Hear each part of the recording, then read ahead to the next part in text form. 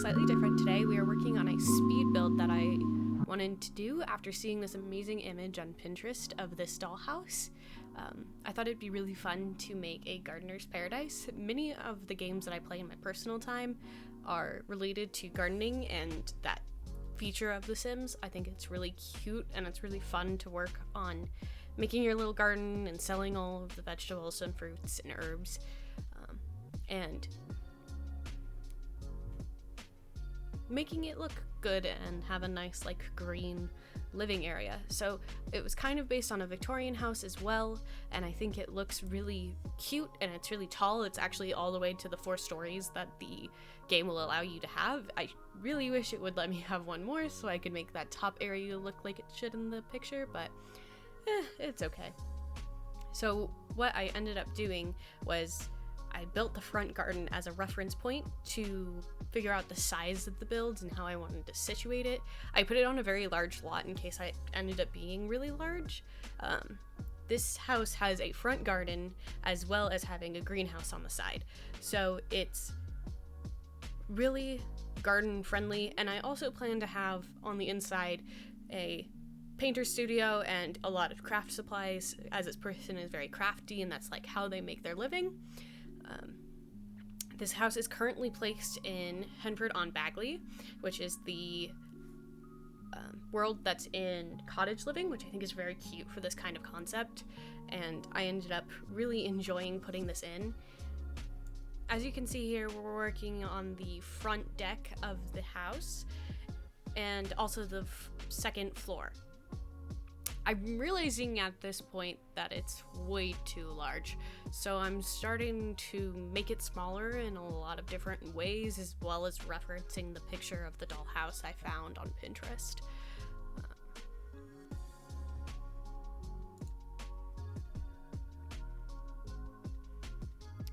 The back of the house is really interesting because it has an octagonal room that is meant to be a really nice sunroom for different plants. So this house is going to be absolute covered in plants when I get to the inside. So this video is only the outside of the house, and then there'll be a separate video for the inside. I'm so sorry for leaving the fence like it was in the front. It was easy to reference back with the yellow. I end up changing it to a picket fence that's in the backyard pack.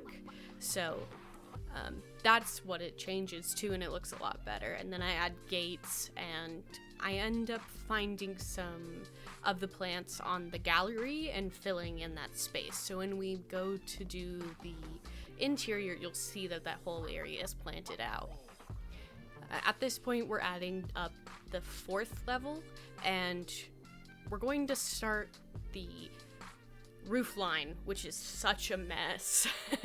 It was definitely a challenge. The roofs in The Sims is such a pain, and they're not nice to you. I am currently looking for something for the roof, as well as putting in the mailbox and the trash can before I forget. I always forget a trash can on the outside of the house until the Sims keep throwing trash on the ground. I'm also putting out the piece from Eco Lifestyle as a spot to sit in the front that'll have a table and chairs and a lot of garden stuff around it from that set. I also plan on the inside to use the Blooming Rooms kit because I really like the plants from that and it fits with the theme of the house. I need to make a family that'll make sense in here. I'm thinking about 5 Sims, probably the parents, a grandparent, and then 2 kids. That's kind of the scheme of the inside. And then there'll be a kid's room and a play area and painting and all the fun stuff. The inside greenhouse will be just for the special plants like the death flower, the cow plant, the orchid, and things like that, because I think it'll look better and less cluttered that way. And then there'll be a lot of the not growable plants that are in the buy catalog in that area. Here I'm working on this really cool roof for the octagon that'll continue into the rest of the house, so it looks like it's just the front half that has the octagon.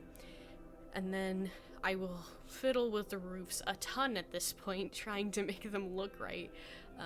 The back is not exactly like the dollhouse, it's a little bit different, and then that end piece that doesn't have a roof will get a roof before we're done with this.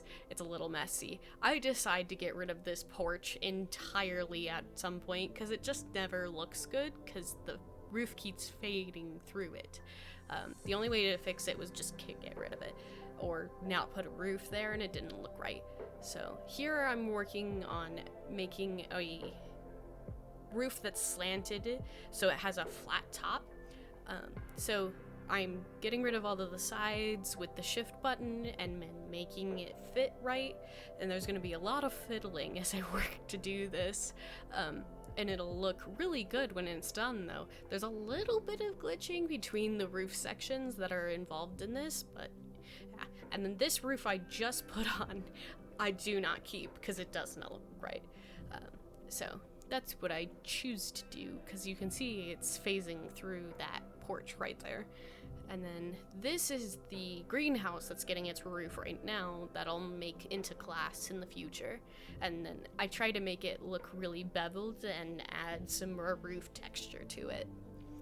Here I'm working on the mansard type of roofing style that's here, and then above this I add a fence that is the little metal fence, so it gives the texture of a Victorian home.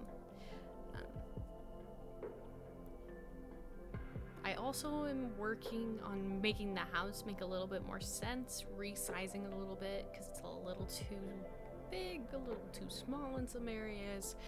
I knew that when I wanted to work on the inside, I didn't want it to be too large to the point I didn't know what to do with this space, so I tried to adjust it to make it more of a Sims build compared to a dollhouse where you need a lot of excess space to fit the things you're putting in. So for this, I made sure it's more of a Sim size. And then so when I work on the inside, there'll be some of the outside I'm going to be adding stuff to as to make it look a little better as I go through. So the outside is not technically final. The backyard needs a little bit more work, and I'm planning on adding dormers to the roof at the end. I'm going to let you enjoy watching the rest of the build, and I'm going to put some nice music over this and let it be. So make sure to like the video if you like the house, and then leave me a comment if you have an idea what the inside of the house should look like. Thank you for watching and have a lovely week. Bye!